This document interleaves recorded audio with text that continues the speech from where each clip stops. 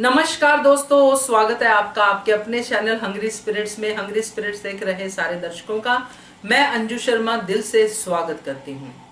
चश्मा लगा देख के आपको समझ जाना चाहिए कि मैं कौन सा वीडियो आपके साथ शेयर करने वाली हूँ। जी हाँ, बिल्कुल आपका अपना कमेंट वीडियो, क्योंकि कमेंट वीडियो को लेके मैंने आपसे सवाल पूछा था कि आप बताइएगा कि आपको कैसा लगा, और आपका भरपूर जो है प्लस आया है, यानी कि आप चाहते हैं कि ये कमेंट वीडियो मैं रोज आपके साथ शेयर करूं।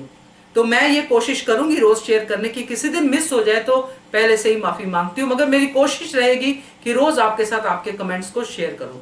तो आज के कमेंट्स भी लेके आई हूँ, बड़े इंटरेस्टिंग कमेंट्स हैं और उनको मैं शेयर करती हूँ। मगर पहले वही निवेदन, जिन्होंने अभी तक चैनल को सब्सक्राइब नहीं किया है कृपया कर लीजिए। साथ में दोस्तों बेल आइकन दबाइएगा ताकि आपको हमारे वीडियोस के नोटिफिकेशन मिलते रहे। चलिए शुरुआत करते हैं पहले कमेंट से। तो पहला कमेंट है निमा का। निमा लिखती हैं, निमा की आईडी काफी लंबी है बट मैं उसमें से निमा नाम ही लेती हूँ। तो इनका कहना है, Anju madam, actually right from the beginning where Malti Devi lost everything to Nakul and she acting as a mad person in front of the temple, and where Pakhi was being tried to attack by 3 men and she comes to help Pakhi. All this is a big game played by Malti Devi. If she was really mad and had lost her senses, then hospital scene of her getting treated should have been shown, but that was that was not shown, and she just wanted to step into the Kapadia house to take full on revenge mode against Anupama.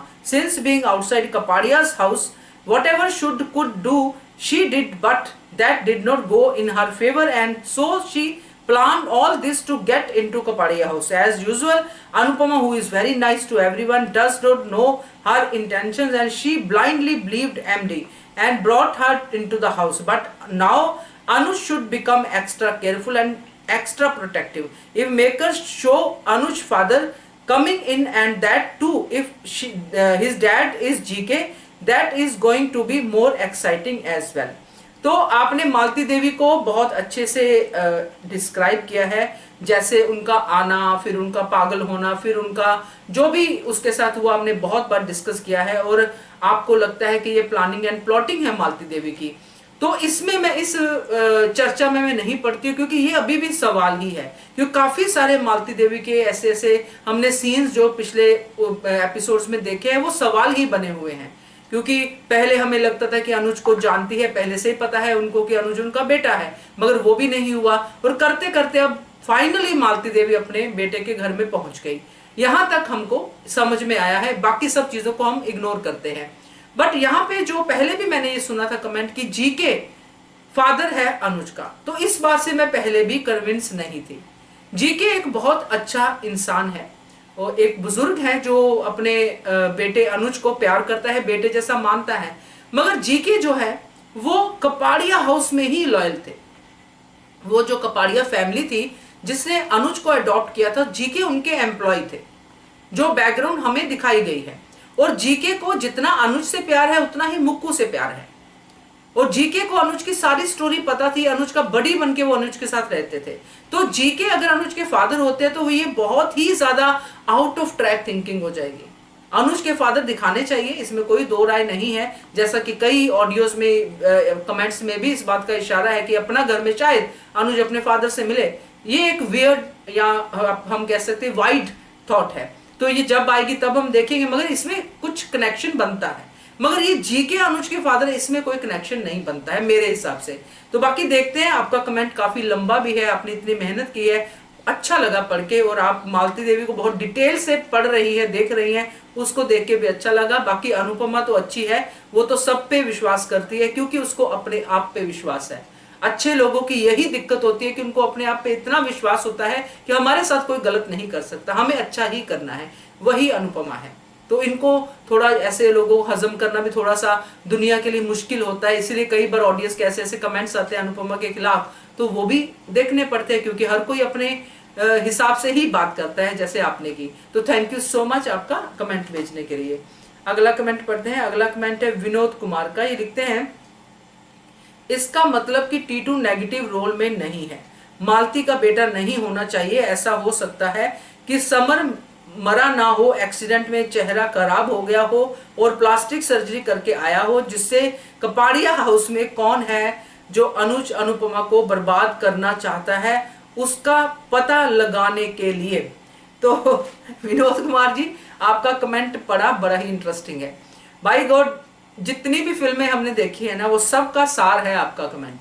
तो यहाँ पे दिक्कत क्या है ना विनोद जी, की आपने शायद वो सीन देखा हो जिसमें अनुज के आगे आके समर जो है गोली खाता है, फिर समर की डेड बॉडी आती है। तो समर का चेहरा तो कहीं से भी बिगड़ा हुआ नहीं था जिसको प्लास्टिक सर्जरी करानी पड़े। तो ये जो लड़का टीटू आया है इसमें, ये कान्हा जी का ही भेजा हुआ एक इंसान है जिसकी नेचर समर से मिलती है, जो बहुत ही प्यारा है। पहली लाइन आपके कमेंट की बहुत अच्छी है, साई ऑफ रिलीफ है, कि आपने कहा कि शुक्र है कि वो नेगेटिव रोल में नहीं है, क्योंकि नेगेटिव रोल वाले बहुत हैं अभी इस सीरियल में। अब कुछ पॉजिटिव वाले आने चाहिए। समर पॉजिटिव था, अगर टीटू उसकी जगह लेता है तो ये एक बहुत ही अच्छा जेस्चर है, एक अच्छा एक किरदार है जो इस फैमिली में आएगा, जिसकी वजह से सबको अच्छा लगेगा, खुशी होगी। तो ये है। बाकी ये सर्जरी, ये चेहरा बदलना, ये सब चीजें तो बहुत ही फिल्मी लगती हैं, बट आपका कमेंट इंटरेस्टिंग है, इसलिए मजा आया आपका कमेंट पढ़ के। Thank you so much. आगे बढ़ते हैं, अगला कमेंट पढ़ते हैं। अगला कमेंट है हसमुख जी का।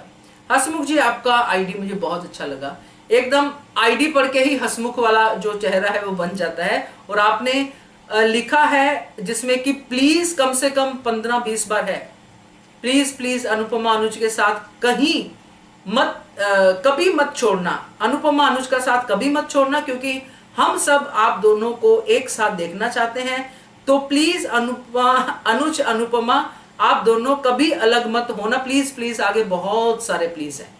तो इससे पता चलता है कि आप कितना प्यार करते हैं इन दोनों किरदारों से, और ये है ही प्यार के काबिल। इनसे बहुत कुछ सीखने को मिलता है। मैं तो यही कहती हूँ हमेशा कि जो भी इधर उधर होता है इसको इग्नोर करो, बस इनसे सीखो कि प्यार कैसे किया जाता है, कैसे केयर की जाती है एक दूसरे की, इन सब हालातों में भी। तो थैंक यू सो मच हसमुख जी आपके कमेंट के लिए।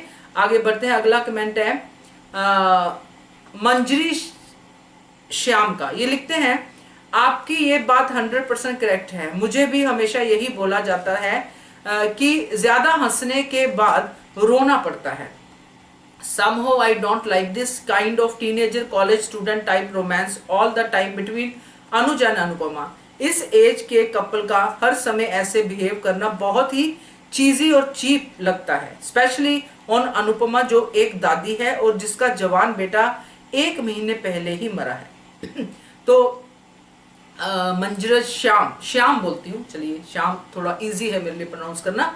तो आपने जो लिखा है, आपका जो राय है बहुत अच्छा है। आपने पहले जो मेरे वीडियो में मैंने कहा था कि ज्यादा हंसने के बाद रोना पड़ता है, ऐसे हमारे बुजुर्ग हमें कहते थे, और ये हर किसी को किसी ने कभी ना कभी कहा होगा, और आपने भी इससे एग्री किया है, तो सही बात है।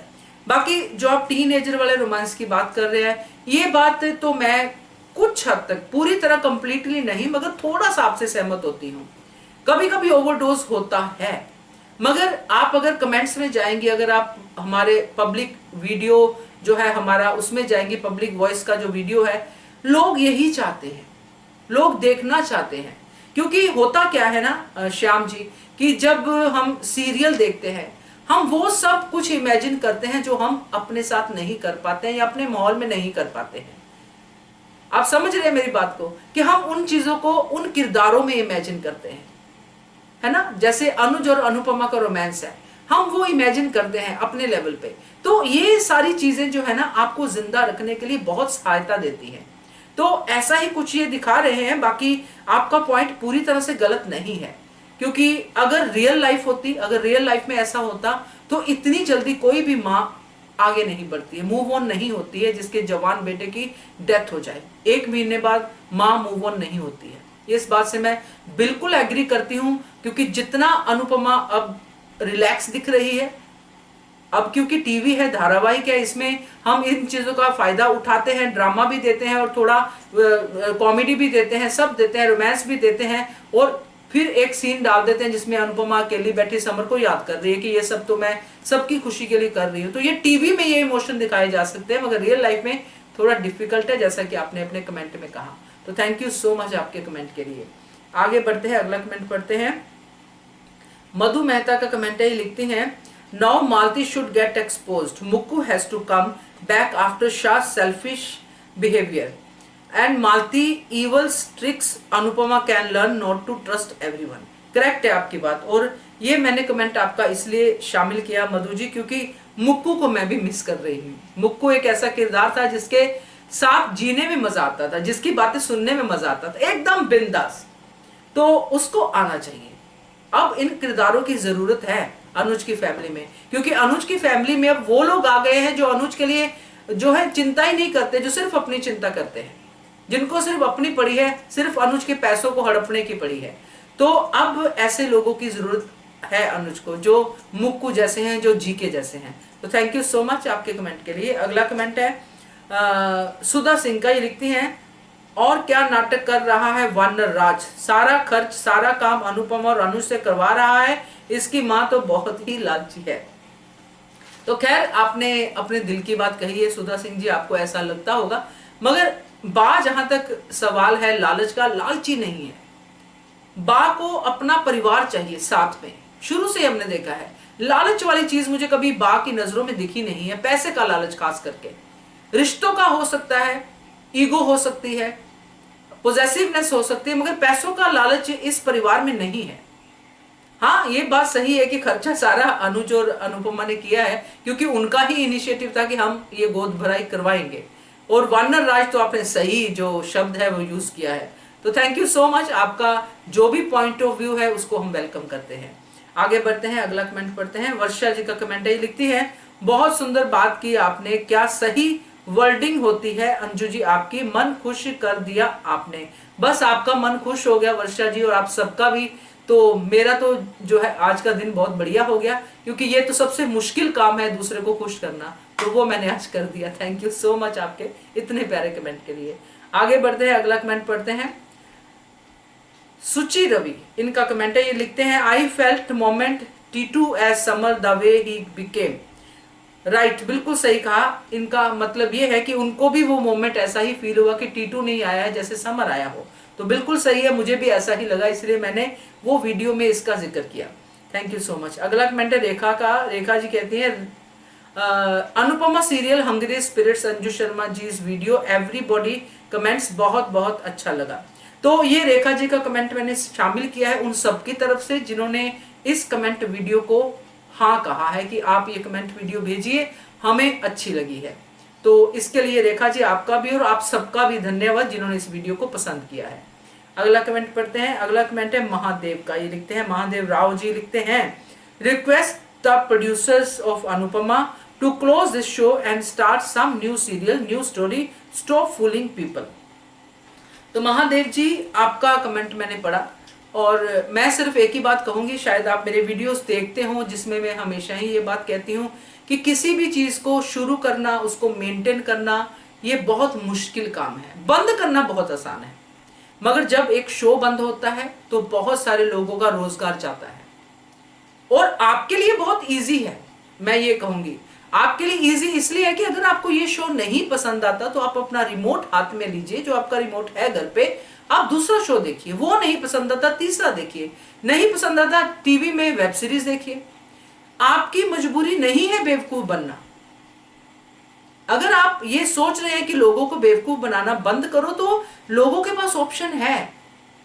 हाँ, आप शो को अच्छा या बुरा कह सकते हो। अगर देखिए एक सिंपल सी चीज है, अगर लोग बेवकूफ बन रहे हैं तो वो शो नहीं देखेंगे, है ना। उनको शो नहीं देखने को मिलेगा, टीआरपी कम हो जाएगी, टीआरपी कम हो जाएगी तो शो बंद करना ही पड़ेगा। ये तो एक सिंपल सा वे है। उसके लिए अपनी जुबान क्यों खराब करनी, किसी के रोजगार पे लात क्यों मारनी। तो मेरा फर्ज था आपको समझाना, क्योंकि ये बैड कॉजेज होते हैं जो हम किसी के बारे में बोलते हैं शो बंद कर दो। ये ऐसे ही है कि किसी को बोल दो अपनी दुकान बंद कर दो भाई। तो थोड़ा सा इस चीज के बारे में सोचिएगा। यही आपका जो कमेंट शामिल करने का मेरा उद्देश्य है, क्योंकि आपने लिखा है, बहुत करेज चाहिए ऐसी बातें लिखने के लिए। और जो लोग नहीं लिख पाते हैं, जो मन में इस बात को लेके बैठे हैं, उनके लिए मेरा यही संदेश है। तो थैंक यू सो मच आपके इस कमेंट के लिए। तो ये थे दोस्तों आज के कमेंट, और मैंने जितने हो सके उतने इसमें शामिल किए हैं, क्योंकि एक ड्यूरेशन का लिमिटेशन है मेरे पास, उसके बीच में जितने मैं कर सके उतने किए हैं। बाकी जिसका आज नहीं आया उसका कल आएगा या फिर परसों आएगा, मगर आप सबके कमेंट्स मैं जरूर एक एक करके अपने इस कमेंट वीडियो में लेके आऊंगी। कैसा लगा आपको ये एपिसोड कमेंट करके बताइएगा। देखते रहिए channel Hungry Spirits. Thank you so much. Subscribe to our channel by clicking the subscribe button. Click the bell button and enjoy the latest uploads from our channel.